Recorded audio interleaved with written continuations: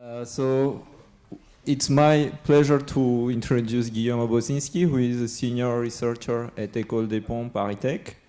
And he will give a talk about tight convex relaxations for sparse matrix factorization. Thank you very much. So indeed, I'm going to present to you work on learning matrices. And so this is joint work with Émile Richard, who was a postdoc at Stanford and he's now working for a company called Adroll in California, and Jean-Philippe Vert, who's a researcher at École des Mines and CEPIO. In a number of problems in machine learning, we are not learning parameters that are unstructured or that are just forming a vector. Sometimes we're learning an object which is a matrix. And it is relevant to use a number of properties and prior information that we can have about that matrix. I mean, we've seen an example of this in the previous talk. And one particular kind of structure which is interesting to use to exploit is sparse structures. So when we talk about matrices, there are two types of sparse types of sparsity that come to mind. One type, which is the fact that the matrix could have a small number of non-zero elements, could be one kind of sparsity. And the other one is that the matrix could be low rank. And in this talk, I present a number of problems in which we have a combination of these two types of sparsity. That is, we have a matrix which is both low rank, but with sparsity in the sense of the number of non-zero elements in addition. So more specifically, the type of matrices that I'm going to consider are matrices Z that factorize as a product of two factors U and V. So the fact that it's written as a product of these two factors is somehow a low rank assumption about this matrix. But I'm furthermore going to assume that these factors are themselves sparse in the usual sense of sparsity. That is, these factors actually have a very small number of non-zero elements. And so I'm going to explain in a few minutes why this type of assumption is relevant. But essentially the idea is that by writing a matrix Z in this factorized form, we're going to be able to express it with the smallest possible number of parameters that are needed to represent it, whereas if we're not using explicitly this type of structure, we would have to estimate independently all the coefficients in the matrix C. Here I just want to point out the fact that I'm not making the assumption that a certain low rank factorization of Z is sparse. That is, I'm not making the assumption that the singular value decomposition of Z itself is sparse, for example. But I'm just making the assumption that there exists a factorization of this form, that is, there exists a factorization which has sparse factors. So why is this type of matrix interesting? So let me give you a few examples of applications which are going to use this. And so a first application is when you analyze social networks. Often it's interesting to be able to try and explain why you have the connectivity between people that you observe.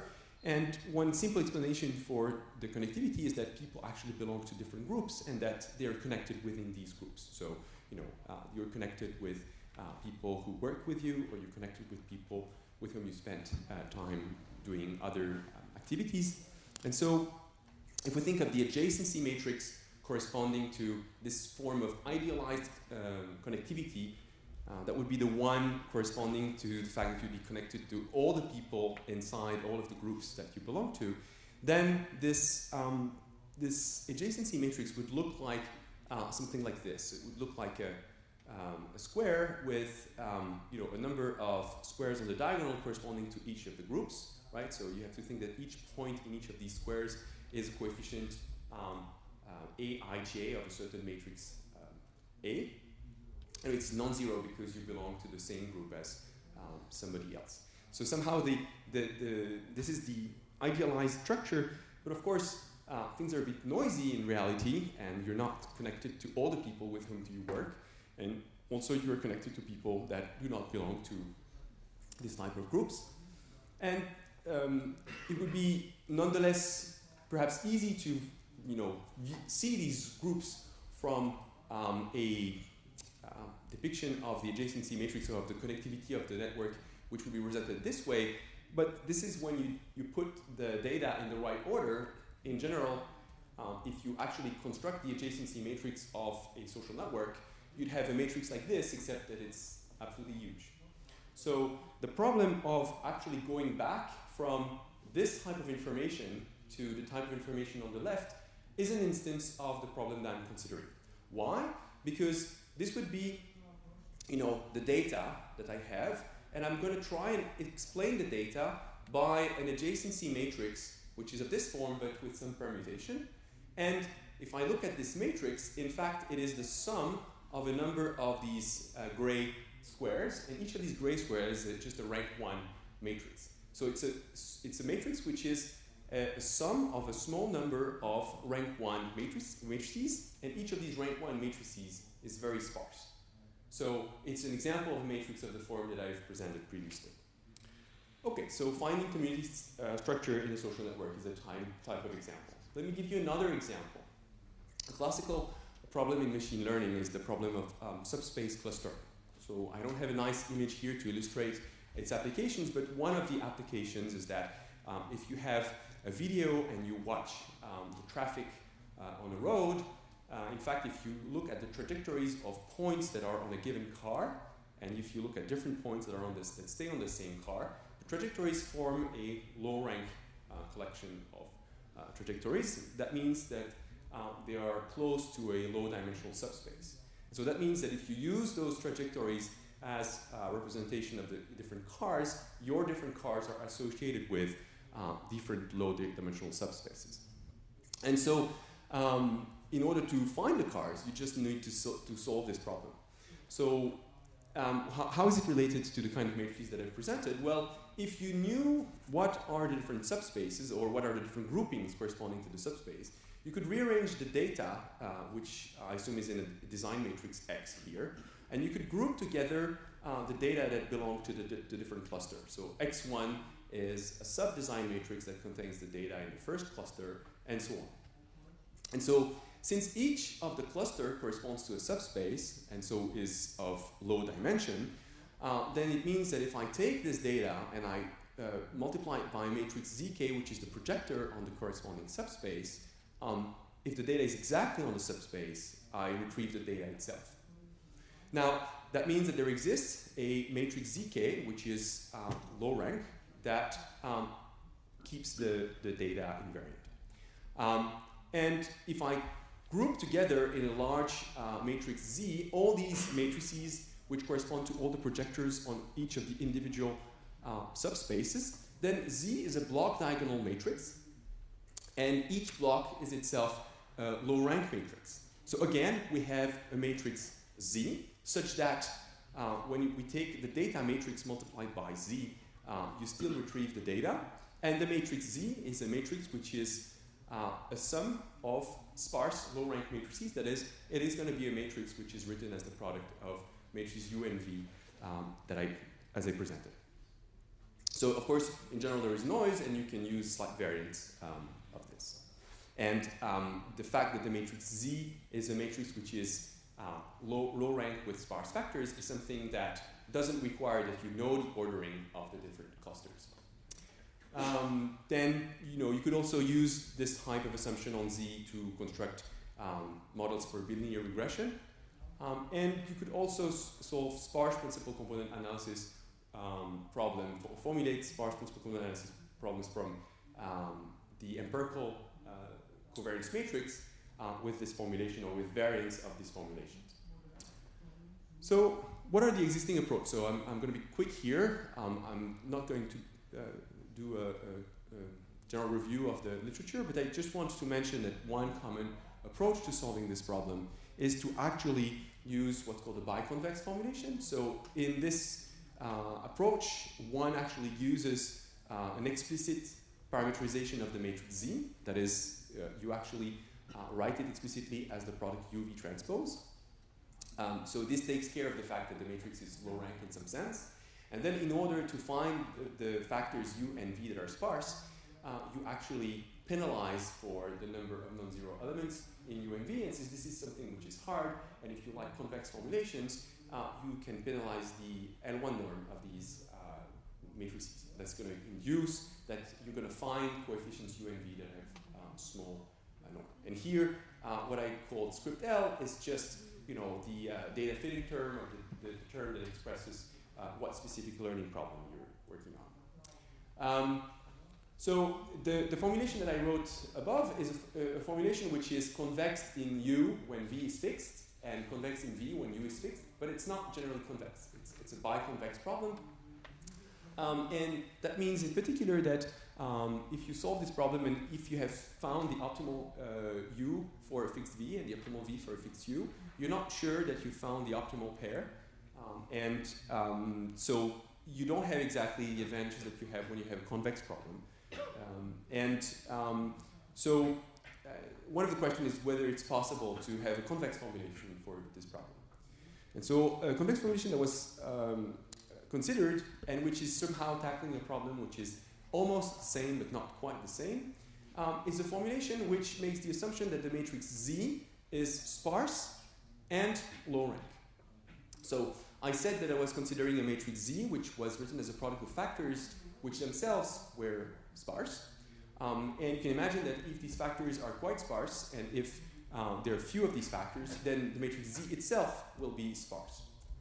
And so in that case, when Z satisfies these both assumptions, we know that a natural way to induce sparsity in Z, that is to obtain a Z which has a small number of non-zero coefficients, is to regularize with the L1 norm. And we know that to induce a matrix Z which has low rank, using a convex formulation, one possibility is to regularize with the so-called trace norm, which is the dual of the operator. And so the formulation here, if the data fitting term L is a convex function, then it gives us a completely convex objective to solve, and so it can be taken advantage of both computationally, but also in terms of analysis of the estimator obtained. Then there is more that we are going to be able to say. But of course, there are a number of shortcomings in this formulation. One being that if our hope was to find sparse factors, even though Z is sparse and low rank, it might be difficult to find sparse factors corresponding to Z. Z might even not necessarily have sparse factors corresponding to it. Also, it's in practice, manipulating the combination of these L1 and trace norm is not quite easy computationally. So is it possible to do better? This is essentially the question that I would like to try and address in this talk. And so before going further, I just want to mention the fact that there is an essential trade-off here that we need to pay attention to, which is the fact that when you are requiring at the same time for a matrix to be factorized as a small number of factors, that is, that it's somehow low rank in a sense, and you're requiring these factors to be sparse, you're asking two things which are pulling in opposite directions, because you could require that the factors are more sparse, but then this might require you to have more factors so that the matrix would be less low rank. And if you want to have a smaller number of factors, then that means that the factors will have to be less sparse. So there is a need somehow to fix the trade-off between sparsity of the factors and low rankness of the overall matrix. And so the idea that we had with Émile Richard and Jean-Philippe Vert is as follows. So our idea essentially was motivated by the theoretical results that I will present to you later. And the assumption that we're going to make is a bit stronger than what we would need in practice. But somehow for simplicity of presentation and also for in order to be able to obtain the theoretical result that I present later, I'll make this assumption. So the assumption that I make is that to fix the compromise between the sparsity of the factors and the number of factors, I'll just assume that I know ahead of time that each of the factors is at most, has at most, so each of the left factors, AI, has at most k non-zero coefficient, and each of the factors on the right, BI, has at most q non-zero coefficients. So my AI BI here is the same as my UI VI transpose from earlier, and from now on I'll stick to this notation. So in other words, I'm making the assumption that I know the sparsity level of the factors, and then I'm leaving the rank to be determined, and which factors we need to use by the formulation. And the idea is that based on this assumption, we're going to try and propose the convex formulation for the estimation or learning of the kind of matrix Z that I've characterized here, and where I would like to be able to identify the factors themselves and not only learn Z, and I would like, if possible, to have good theoretical guarantees, that is going to be statistical guarantees on the performance of the procedure that I'm going to put in place. Okay, so the idea is to, based on this definition, is to consider a definition of the rank which generalizes the usual rank to sparse ranks. And so to do this, I'm going to consider vectors in Rn that are unit vectors in the Euclidean sense, but that have at most j non-zero coefficients, and I'm going to call this Aj. And once we've introduced these objects, the idea is to decompose the matrix Z with this kind of objects. To be precise, I claim that it is always possible to take a matrix Z, any matrix Z, and to write it as an infinite expansion of this form. So a sum of the Ci, Ai, Bi transpose. So Ci here is just a real number, a positive real number. And Ai, Bi transpose is one of these rank 1 matrices that I've presented before, which is the product of Ai, which has at most k non-zero coefficients, and Bi, which is at most q non-zero coefficients. And so why is it the case that it's always possible to write Z in this form? Well, just think of the case where Ai has a single non-zero coefficient, and Bi also has a single non-zero coefficient. Then the choice of Ci allows us to essentially fill one of the entries in the matrix Z. Okay, so if you actually choose these rank 1 factors as just being matrices that have just a single non-zero element, you can just one by one fill the coefficients of the matrix Z, which means that the sum doesn't need to be infinite, but it's at most M1. There's at most M1 times M2 terms in this sum. Now, what I'm going to do is I'm going to consider among those expansions the ones which is as short as possible. That is, I'm going to try and minimize the number of non-zero coefficients in Z. So what is interesting to notice is that if I now call this value, so the minimal possible value of the number of non-zero coefficients in C, if I call this the KQ rank of Z, and one thing which is interesting to note is that if I set k equals 1 and q equals 1, then what I'm going to retrieve is just the number of non-zero elements in Z. Okay, that is, I retrieve the sparsity level of Z. If, on the other hand, I set k to be equal to m1 and q to be equal to m2, that is maximal value, I remove the constraint for sparsity, and that means that, in fact, the value that I find here is the number of factors in a singular value decomposition of Z that is the usual rank of Z. So it means that the KQ rank of Z that I have defined is actually a way to interpolate between classical sparsity and the rank of a matrix. So just to generalize terminology, like any solution of this problem that is any collection of factors here, I call this a KQ decomposition of Z. And so the picture that emerges here is that on one extreme, if we take the 1-1 rank that I've defined, this is just the L0 pseudonorm of Z, that is the number of non-zero elements in Z. And we know that a nice convex relaxation of this is just to use the L1 norm of Z. And on the other end, if I take K and Q equal M1 and M2, I get the rank. And for this one, we also know a nice convex relaxation, which is the trace norm. So a natural question is, for the object that we've constructed in between, is there a natural way to construct a norm, or at least a regularizer that is convex, that allows to manipulate this more easily?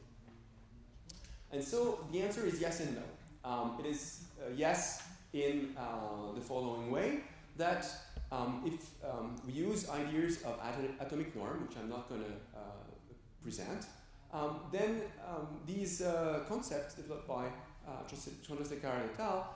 allow us to see that if we, in the previous expression, if we replace the L0 pseudonorm of C by just the L1 norm of C, that is, if we just penalize by the sum of the coefficients in C, and we take the infiniment value of this, the small part value of this, then in fact this defines a norm on Z. So I mean, this might not be obvious from the expression that I've written there, but essentially the idea is that the work of these people is allowing us to show that this is true. And so I'm going to call this norm now, this matrix norm, I'm going to call this the KQ trace norm of Z. And solutions are going to be KQ sparse V. And the idea is that, in fact, if we look at the definition that we have obtained, in the extreme case where K equals Q equals 1, then this norm is just the L1 norm. And if we take the other extreme case, then we retrieve the trace norm. Okay, so the same way that the KQ rank interpolates between cardinality and rank, then the KQ trace norm interpolates between the L1 norm of a matrix and the trace norm of that matrix. All right. So I won't spend much time on properties. There's a nesting property, and it's possible to compute the dual norm of that matrix. And when you compute the dual norm of that matrix, there is somehow a bad surprise that we can see, which is in fact not such a surprise, given the work related to this, which is on sparse PCA, which is that the dual norm is in fact the maximum over of the operator norm of all the submatrices Zij that are obtained by extracting I rows of the matrix Z and J columns of the matrix Z. So you get a small submatrix, and you can compute its operator norm. If you take the maximal over such possible blocks, then this gives you the dual norm. And this quantity is something which is could be called a KQ sparse singular value, and it's very related to sparse PCA, which is known to be an NP-hard problem. So in short, the computation of this the dual norm is something which is NP-hard. So that means that somehow the convex formulation that I've presented is going to be a hard formulation to deal with. It will not be able to propose efficient algorithms that run in polynomial time. But nonetheless, the problem is convex, and that means that we will be able to exploit this both computationally and from a theoretical point of view. So let me not talk too much about this. Essentially, there is a variational form of the norm which we can use to design algorithms. So we can define a variant of that norm where instead of taking elements that are just Euclidean norm 1, we fix the sparsity and we impose in addition that the magnitude of all the coefficients is the same, that is 1 over square root of k. And then this gives us a generalization, or a variant of the norm, which we'll call the KQ cut norm.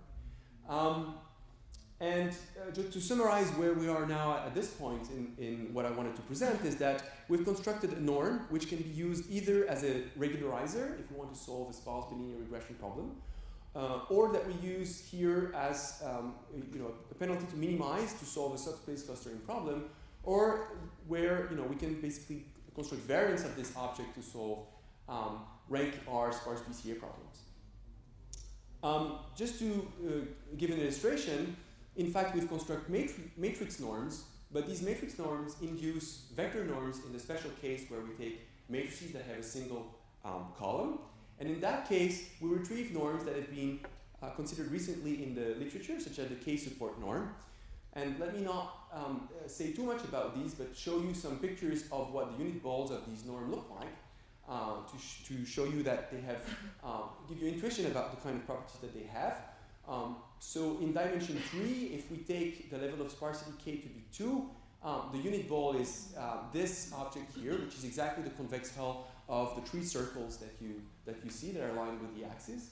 And if you take the KQ cut norm, then you get a polyhedron which has this shape. And so what is interesting to note is that the object that you have here is exactly the convex hull of the element on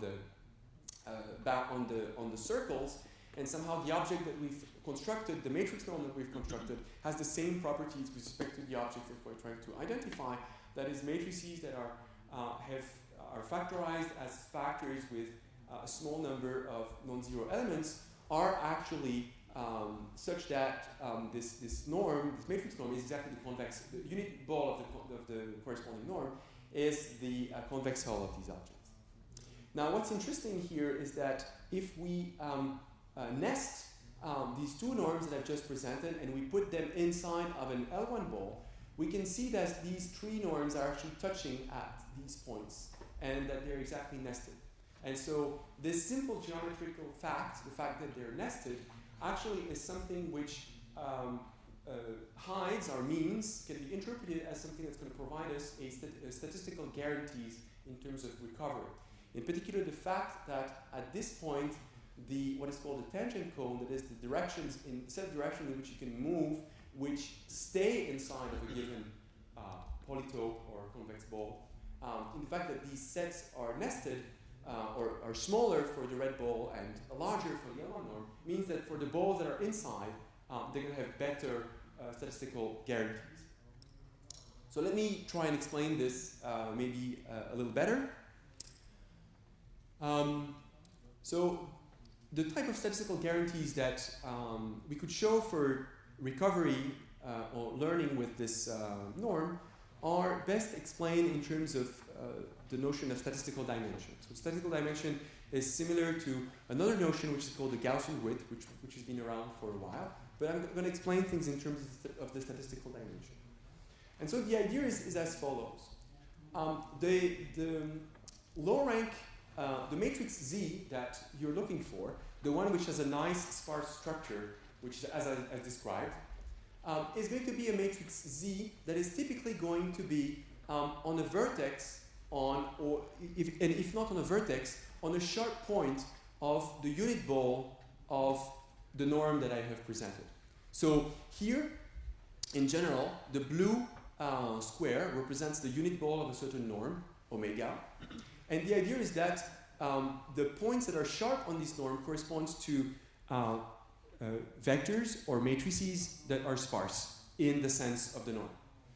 And so they're going to be easy to recover with this norm.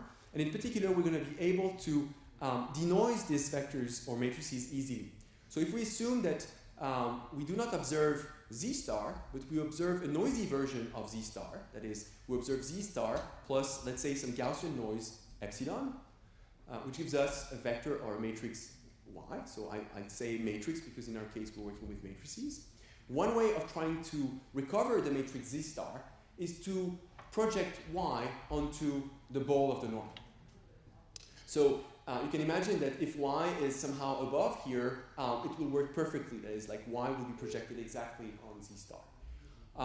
And so the idea is, is there a way that we can bound the difference between the distance between Z star and Z hat? And so in this two-dimensional picture, the distance between Z star and Z hat is not much smaller than the distance between Z star and Y, but in high dimension, by doing such a projection, you can actually denoise significantly well the matrix Y. So the question is, can we actually give guarantee in terms of the distance between Z star and Z hat? And in fact, when you do the projection on the ball, it's difficult. But if you consider the projection of Y not on the ball, but on the region that I colored in light blue, which corresponds to the tangent cone from Z star, then it turns out that computing the expected distance between Z hat and Z star is something that in a number of cases can be done. I mean, not computing this value exactly, but at least obtaining bounds on these values. And clearly this is helpful in this situation because the distance between the projection on the ball and Z star is always going to be smaller than the distance between the projection on the cone and Z star. And so this will give us a guarantee on the distance between our estimator Z hat and Z star. So what I've just explained with just words can be formalized mathematically, but let me go through this quickly. So this is a formal definition of the statistical dimension as the expected value of the squared norm of the projection on the tangent cone of a random Gaussian matrix. But it's essentially the same idea as what I've presented a minute ago. And so the statistical dimension that we've defined has a lot of interesting properties that I don't have time to describe. But one of its nice properties is that a special kind of cone is a k-dimensional subspace, and it turns out that the statistical dimension of a k-dimensional subspace is also k. So somehow you can think of this measure of statistical dimension beyond its interest in machine learning and statistics as something that generalizes the notion of dimension from subspaces to cones. So there is a relation between statistical dimension and Gaussian width. Let me actually not talk about this. And what I've explained 2 slides ago can be summarized here by the idea that if I'm able to compute an upper bound on the statistical dimension of the tangent cone at z star for the norm omega, then this provides a bound on the distance between my estimator z hat and z star. Okay, so now I hope I've convinced you that statistical dimension is a way to actually look at essentially or measure how useful this norm can be. And so what we can do is now compare the quality of denoising that we obtain from this norm to quality of denoising that we obtain from either the L1 norm or the trace norm or any combination of the L1 norm and trace norms. Why is this the type of object that I want to compare with? Because I want to compare with convex formulation, and if you remember at the beginning of the talk I presented a method that was regularizing with both the L1 norm and the trace norm. And the natural question is how well is that method doing in comparison to the approach that I'm presenting? So if we just use the L1 norm, well, for the L1 norm, we know that the statistical dimension is of this order of magnitude. It's of an order of magnitude which is s times log p over s, where s is the number of non-zero elements of non-zero entries in the vector x, and p is the ambient dimension. And we can also we also know what is the order of magnitude of the statistical dimension of the trace norm. And for matrix Z, which is of rank R in dimension m1 times m2, it's of this order, R times m1 plus m2 minus R. So if we now consider a special case of the problem that I want to solve, that is, I consider a case where I want to recover a rank 1 matrix which has sparse factors. Okay, so the general case is the rank R case, but let's consider the rank 1 case. So in that case, I know that the number of non-zero elements in this matrix, since A has k non-zero elements at most, and B has q non-zero elements at most, then this is at most k times q. And so if you apply the formula above, given that the ambient space is a space of matrices, that is P is equal to m1 times m2, then we can compute the statistical dimension of the L1 norm this way. So it's of order k times q times a log. We can do the same for the trace norm. And so a natural question is, what happens if we try and optimize combinations of L1 and trace norms? What happens if we use the objects that I've introduced, that is the KQ trace norm and the KQ cut norm? So we're able to answer to these questions, and so this is the results, the technical contribution of our work. So we've essentially, and let me present first the result for the KQ cut norm, because it's slightly simpler. We've shown that the statistical dimension is smaller than something times k plus q, and then again something which up to the log factors is also of order k plus q, instead of k times q for the L1 norm. And so this result for the KQ cut norm can be generalized to the KQ trace norm with a slight complication due to the presence of these factors gamma squared. But again, if we don't look at gamma squared, if we just look at the formula, we have something which is of order k plus q or k max q, and not where the quantities are multiplied. And why is there a term gamma here? It's just because somehow if you have a k by q matrix, but one of the coefficients in the vector ai or the vector in vector A or in vector B is becoming very small, then this becomes very close to a k minus 1 times q matrix or k times q minus 1 matrix, in which case if you're looking for a k by q matrix, you're going to be lost and you will not know where is the remaining column or where is the remaining row. So essentially something bad happens if one column tends to disappear. But if we now plug back these results in the table that I've presented, essentially the interesting result that we have is that here the statistical dimension here that we have for the KQ trace norm and the KQ cut norm is 1 order of magnitude smaller than for the L1 norm. Now, a remaining question is, well, maybe if you combine the L1 norm and the trace norm together, you can get something which is more powerful than any of these taken individually. And it turns out that, in fact, no. We could prove using results of Oimak that for the L1 plus trace norm, the statistical dimension grows at least as quickly as k times q times something. And so we are also 1 order of magnitude better than that one. And then we can also make computations for the cut norm. And so essentially the main message here is that in terms of this type of guarantee, the formulation that we proposed is going to be, should be expected to outperform other methods significantly. One interesting point is that, as I mentioned, the matrix norm that I've presented can reduce to specific vector norms, like the K-support norm and another norm which is being considered before. But what is surprising is that the gain that we get in the matrix case completely disappeared in the vector case. So the interest of using these norms is something that appears in the matrix case but completely disappear in the vector case, at least when you reason in terms of scaling. Now if you were actually going down to constants, then most presumably you would gain a little something by considering the K-support norm over the one norm. One thing which is interesting as well is that in the vector case, the computational problem associated with this norm is actually tractable. It's not NP hard, whereas in our case, it is NP hard. So somehow there's a cost here that we pay for, we have statistical gain, but from a computational point of view, we've lost something. So I'm not going to present exactly the algorithm that we've constructed, but essentially the idea is as follows. I've shown at some point a variational formulation of the norm, and this variational formulation shows that essentially if you have a good way of finding where the factors should be, in the sense that if you have a way to guess what is the support of the factors, then the remaining is a simple convex optimization problem.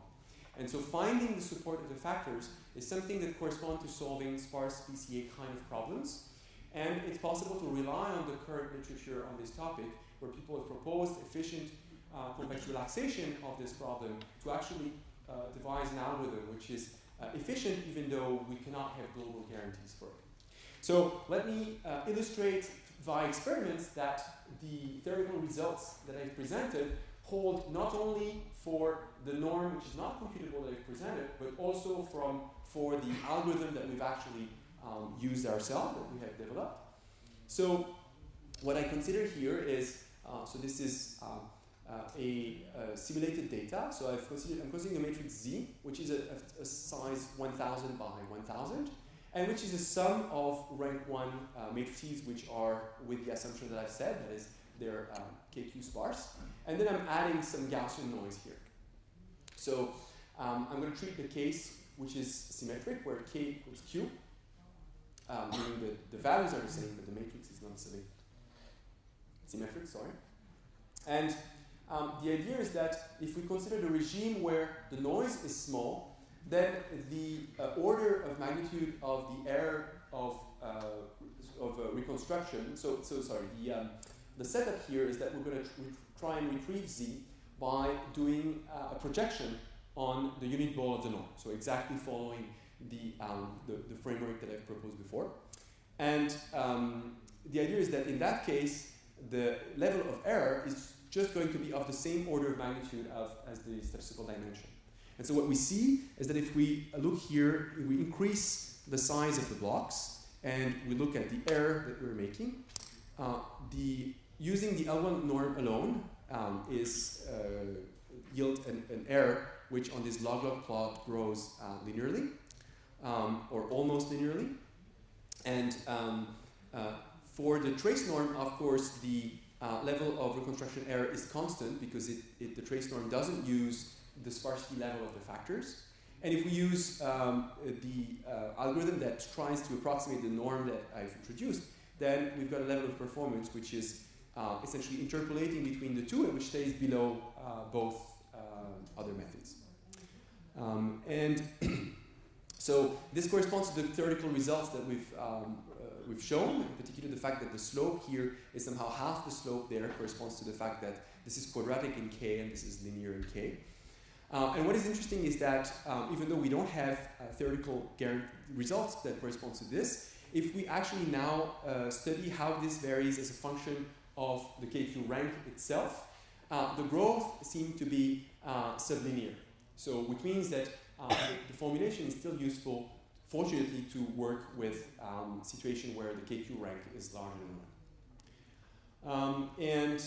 Then it is possible to study what happens if the different blocks are overlapping or not overlapping. That is like, if in the social network problem that I was mentioning at the beginning, if the communities are overlapping a lot, is that making the problem significantly harder? And essentially, like there is overlap on the right and not on the left, and you can see that there is a bit of increase due to overlap. Here we've got 90% overlap, but not too much. And let me conclude with a general picture on a smaller example, but which is sufficiently small that we actually can look at it, which is a case where we have the superposition of 3 blocks here that are of these 3 different sizes, and where I'm comparing the result of using just the L1 norm alone, the trace norm alone, the best possible combination of trace norm and L1 norm, a greedy algorithm which uses sequentially sparse PCA, and the norm that I have introduced. And I'm not showing the numerical results here, but the best performance is obtained by our formulation, and I think that visually it's also reasonable that this looks nicer than the other estimations. So to conclude, I've presented a matrix norm, which was a tool to help us estimate better matrices with a certain kind of structure. And as I have discussed, we are able to show a gain in statistical performance, but at the expense of tractability from a computational point of view. Now, in practice, we were able to use the fact that the problem is convex to construct an algorithm which performs reasonably well in practice. We have other results that apply to the rank R greater than 1 case, which I didn't present. And of course, one of the interesting questions is that we would like to lift this assumption that these quantities K and Q are known ahead of time, and not only that they're known ahead of time, but the fact that they are the same for the different factors. I mean, it seems reasonable to ask that the different factors or the different rank 1 matrices could have different sparsity levels. And in fact, this is not too difficult, at least to develop algorithms, and we're working on this right now. And to extend the theory, this is something which is, I think, more challenging. Thank you.